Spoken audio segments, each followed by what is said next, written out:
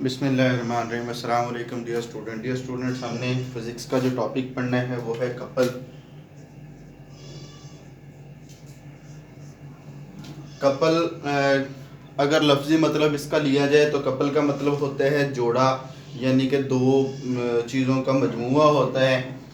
यानी कि इसका अगर मैं मतलब लिखूं तो वो है जोड़ा। तो कपल जो होता है ये दो टारक होते हैं, उनका जोड़ा कह लो, या दो फोर्सेस होती हैं उनका जोड़ा होता है जो किसी बॉडी के ऊपर अमल करती हैं और उसमें टार्क पैदा करती हैं। मिसाल के तौर पर मेरे पास बॉडी है, ये एक गाड़ी है, गाड़ी का स्टीयरिंग है, ये गाड़ी का एक स्टीयरिंग है और ये उसका सेंटर है, वो है गाड़ी का जिसके गिर्द ये स्टीयरिंग घूमता है, यानी कि इसका एक्सल है। ये वो जो है ये इसका एक्सल है जिसके गिर्द किसी गाड़ी का स्टीयरिंग जो है वो घूमता है। हम क्या करते हैं, हम इसके एंड पे फोर्स लगाते हैं। जब इसको मोड़ते हैं तो हम हैंड से एक हैंड को ऊपर की तरफ आगे की तरफ खींचते हैं और दूसरे हैंड को हम पीछे की तरफ खींचते हैं, या अगर इस तरफ को टर्न करना है तो हम इसको यूं नीचे की तरफ और इसको ऊपर की तरफ खींचते हैं, यानी कि दो ऑपोजिट फोर्सेस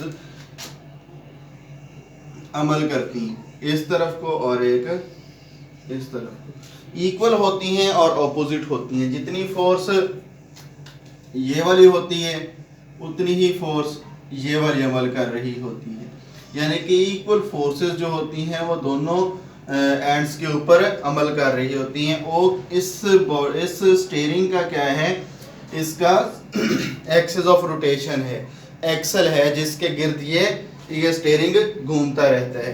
तो अगर मैं इसके एक ये वाला जो एंड है इसका, इसको ए कह दूं और इस एंड को मैं बी कह दूं, तो एफ जो है वो एक एंड ए पर अमल कर रही है और दूसरी एफ जो है वो बी एंड पर अमल कर रही है। तो अगर इसका हम टार्क चेक करें, इस फोर्स के हिसाब से टार्क क्या बनेगा, इस फोर्स के हिसाब से फोर्स बन जाएगी ये वाली एफ, और जो इसका जो होगा मूवमेंट आर्म होगा वो एक्सिस ऑफ रोटेशन से लेके लाइन ऑफ एक्शन तक का डिस्टेंस होगा, यानी कि यहाँ से लेके यहाँ तक का डिस्टेंस होगा एफ क्रॉस ओ बी। और दूसरा टार्क कौन सा होगा, दूसरा टार्क लाइन ऑफ एक्शन ये और सेंटर ये, तो ये वाला डिस्टेंस होगा और फोर्स ये वाली होगी, यानी कि प्लस हम कर लेंगे force multiply by line of action of movement arm. Movement arm इसका क्या बनेगा, ओ ए, ओ से लेके ए तक, तो ये वाला हमारे पास आ जाएगा। तो ये हो जाएगा, यानी कि एक फोर्स का टार्क, ये दूसरी फोर्स का टार्क, ये दोनों क्या बन जाएंगे, ये कपल बन जाएंगे।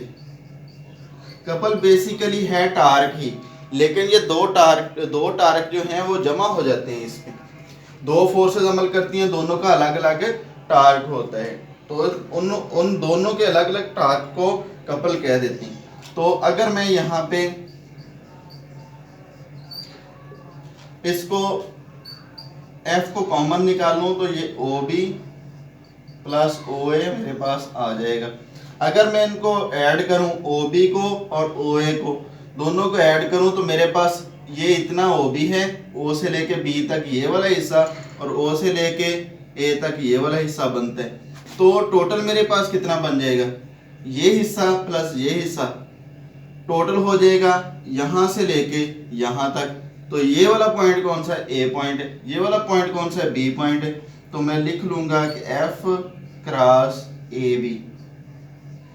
तो अगर आपने टार्क फाइंड करना है तो आपके पास ये इक्वेशन आपके पास आ जाएगी। इस इक्वेशन से आप किसी भी बॉडी का कपल फाइंड कर सकते हो, वो बॉडीज जिनके ऊपर कपल ऑफ फोर्सेस अमल कर रही हैं। अगर इसकी डिफाइन की जाए तो डिफाइन बनेगी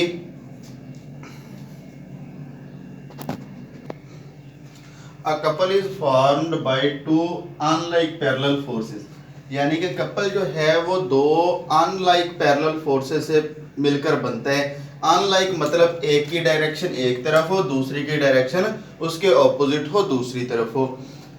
ऑफ द सेम मैग्नीट्यूड यानी कि उनकी मैग्नीट्यूड भी एक जैसी हो, जितनी फोर्स ये है उतनी ही फोर्स ये वाली हो। अगर मैंने ये फोर्स F ली है तो ये भी मैंने F ली है, मैंने इसको 2F या 3F या 1/2F नहीं लिया। तो जितनी ये फोर्स है उतनी ही फोर्स ये वाली होगी, but not along the same line. तो और दूसरी बात, कपल तब पैदा होगा जब ये सेम लाइन पे ना हो। मतलब अगर मैं क्या करूं, मैं ये करूं कि मैं अनलाइक पैरेलल फोर्सेस लगाऊं और सेम मैग्नीट्यूड लगाऊं, लेकिन एक ही लाइन पे लगाना शुरू कर दूं, यानी कि ये वाली फोर्स मैं हटा दूं, मैं यहां से इसको ऊपर की तरफ भी खींचूं, इसको नीचे की तरफ भी खींचूं, यहीं से यानी कि इसको पकड़ूं, स्टीयरिंग को ऊपर की तरफ नीचे की तरफ खींचूं और यहां से पकड़ूं ऊपर की तरफ खींचूं, तो क्या गाड़ी टर्न कर जाएगी? गाड़ी टर्न नहीं करेगी बल्कि स्टीयरिंग टूट जाएगा। तो स्टीयरिंग टर्न नहीं करेगा। यहाँ से पकड़ के यूं खींचूंगा और ये नीचे की तरफ खींचूंगा तो ये टर्न नहीं करेगा। तो कपल पैदा करने के लिए ये बात ज़रूरी है कि कोई भी जो फोर्सेस अमल कर रही हैं वो not in along a same line हो, यानी कि एक ही लाइन के ऊपर ना हो, उनका लाइन ऑफ एक्शन दोनों का अलग अलग हो, यानी कि एक तरफ अमल कर रही हो, दूसरी दूसरी तरफ अमल कर रही हो, तो कपल पैदा होना शुरू हो जाएगा। तो कपल के लिए ये आपकी इक्वेशन डेरिवेशन है, इस तरह आप इक्वेशन को ड्राइव कर सकते हो। इसके बाद एक छोटा सा और टॉपिक है इक्विलिब्रियम का, वो देखते हैं। इक्विलिब्रियम में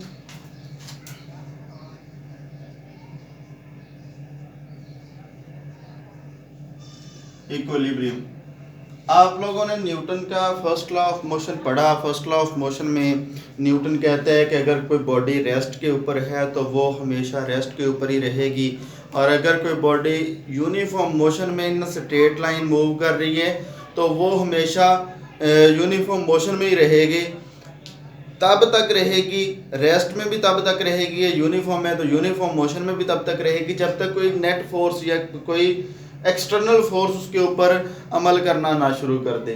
तो अगर एक्सटर्नल फोर्स अमल करेगी तो वो बॉडी जो होगी वो अपना रेस्ट खो देगी, यानी कि रेस्ट की हालत से चेंज हो जाएगी, मोशन में आ जाएगी, या मोशन में है यूनिफॉर्म तो उसकी मोशन में तब्दीली आ जाएगी।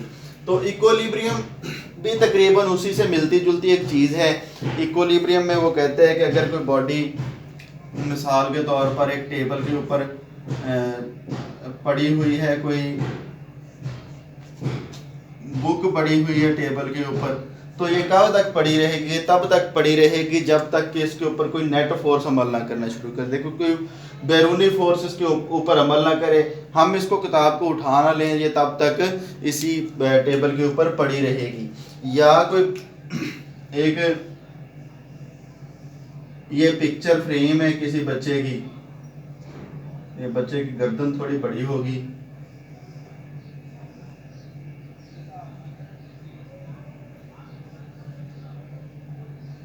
ये उसका हैंड हो गया, तो ये बच्चे की एक पिक्चर है और घर वालों ने बड़ा प्यार किया हुआ है इस बच्चे के साथ और इसको ये हैंग कर दिया है दीवार के ऊपर। दीवार के ऊपर जो है ये कील के साथ इसको लटका दिए। तो ये वाली जो पिक्चर है इसका वेट हमेशा नीचे की तरफ अमल करेगा, जबकि ये वाला जो इसके जिन रस्सियों के साथ डोरी के साथ इसको बांधा गया है इनके ऊपर टेंशन अमल कर रही है जो ऊपर की तरफ है। तो ये वाली जो टेंशन है T1 और ये वाली टेंशन T2 जो है ये इस वेट के बराबर है। अगर दोनों को इकट्ठा किया जाए तो इस ये वेट के बराबर आ जाती हैं। तो यानी कि सम ऑफ ऑल दी फोर्सेस, यानी कि ये वाली फोर्स, ये वाली फोर्स, ये वाली फोर्स, इन ये क्या हो जाती हैं, sum of forces is equal to 0 हो जाती हैं। यानी कि इसके ऊपर अमल करने वाली तमाम फोर्सेस को अगर जमा किया जाए तो उनका सम कितना आता है, ज़ीरो आता है। अगर नेट फोर्स का सम ज़ीरो आ जाए, किसी भी बॉडी के ऊपर अमल करने वाली नेट फोर्स जो होती है उसका सम अगर ज़ीरो आ जाए तो उसको इक्विलिब्रियम में कहते हैं। इसी तरह ये वाला जो बुक है, ये वाली जो पड़ी हुई है, इसका वेट नीचे की तरफ अमल कर रहा होता है, जो इसका रिएक्शन फोर्स है वो ऊपर की तरफ अमल कर रही होती है। इसके ऊपर कोई नेट फोर्स अमल नहीं कर रही होती और सिग्मा एफ जो होती है summation F is equal to zero आ जाता है, यानी कि नेट फोर्स का जो सम है वो ज़ीरो हो जाता है। उतनी फोर्स ये है, उतनी फोर्स ये अमल कर रही है, तो ये वाली बॉडी भी रेस्ट के ऊपर होगी। ये तो बात होगी रेस्ट के ऊपर चीज़ों की पड़ी हुई, यानी कि ये फ्रेम है, ये हैंग किया हुआ है हमने दीवार के साथ, तो ये रेस्ट के ऊपर रहेगा और इक्विलिब्रियम में होगा। ये वाला टेबल के ऊपर बुक पड़ी हुई है, ये भी इक्विलिब्रियम में होगी। ये तो बात हमें समझ आ रही है। अगर कोई बॉडी, वो कहता है कि अगर कोई बॉडी मिसाल के तौर पर एक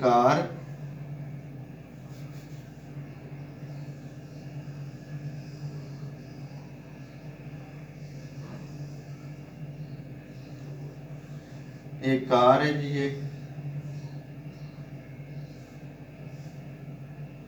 और ये यूनिफॉर्म मोशन के साथ मूव कर रही है इस तरफ को। अगर तो ये यूनिफॉर्म मोशन के साथ मूव करती रहती है, यानी कि इसकी वेलोसिटी जो है वो यूनिफॉर्म रहती है।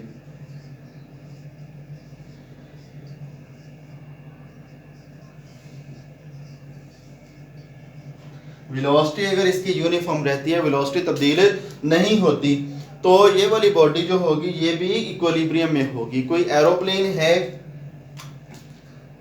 अगर उसका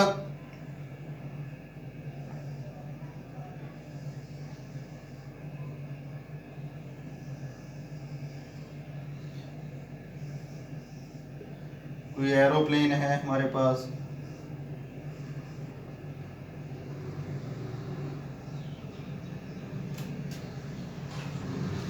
और अगर ये यूनिफॉर्म मोशन में यूनिफॉर्म वेलोसिटी के साथ मूव कर रहा है, तो ये वाली बॉडी भी इन इक्विलिब्रियम होगी, यानी कि वेलोसिटी का यूनिफॉर्म होना भी ज़रूरी है। अगर कोई बॉडी यूनिफॉर्म वेलोसिटी में मूव कर रही है तो वो वाली बॉडी इन इक्विलिब्रियम होगी। अगर कोई गाड़ी यूनिफॉर्म वेलोसिटी में मूव कर रही है तो वो इक्विलिब्रियम में होगी। अगर कोई बुक टेबल के ऊपर पड़ी हुई है, रेस्ट की हालत में है, तो इक्विलिब्रियम में होगी। कोई पिक्चर फ्रेम रेस्ट की हालत में, कोई भी चीज़ अगर रेस्ट की हालत में है, अपनी जगह पे स्टिल खड़ी है, मौजूद है, तो वो इक्विलिब्रियम में होगी। अगर कोई भी चीज़, गाड़ी हो, बस हो, ट्रक हो, कार हो, कुछ भी हो, यूनिफॉर्म मोशन के साथ मूव कर रहा है, उसकी मोशन तब्दील नहीं हो रही, विद यूनिफॉर्म वेलोसिटी के साथ मूव कर रहा है, तो वो भी इक्विलिब्रियम में होगा। अगर इक्विलिब्रियम की डिफाइन को देखा जाए तो कहता है कि a body is said to be in uniform motion, said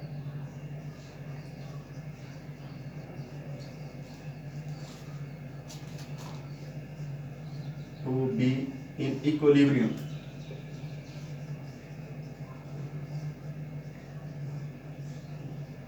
if no net force act on it, यानी कि अगर इसके ऊपर कोई नेट फोर्स अमल ना कर रही हो तो ये वाली बॉडी क्या होगी, कोई भी बॉडी इन इक्विलिब्रियम होगी। उसकी स्टेट कौन सी होगी, इक्विलिब्रियम की स्टेट होगी। अ body is equilibrium remain at rest, अगर कोई बॉडी रेस्ट की हालत में है तो वो भी इक्विलिब्रियम में होगी। अगर कोई बॉडी यूनिफॉर्म मोशन के साथ मूव कर रही है तो वो भी इक्विलिब्रियम में होगी। इसके लिए कोई भी एग्जांपल ली जा सकती है, गाड़ी, कार और एरोप्लेन से हटकर भी, और बुक और पिक्चर फ्रेम से हटकर भी कोई भी एग्जांपल ली जा सकती है। यानी कि रेस्ट पे हो तो वो भी इक्विलिब्रियम, यूनिफॉर्म वेलोसिटी के साथ मूव कर रही हो तो वो भी इक्विलिब्रियम। तो ये आज के हमारे दो छोटे छोटे टॉपिक थे। आई होप कि आपने अच्छी तरह इसको अंडरस्टैंड किया होगा।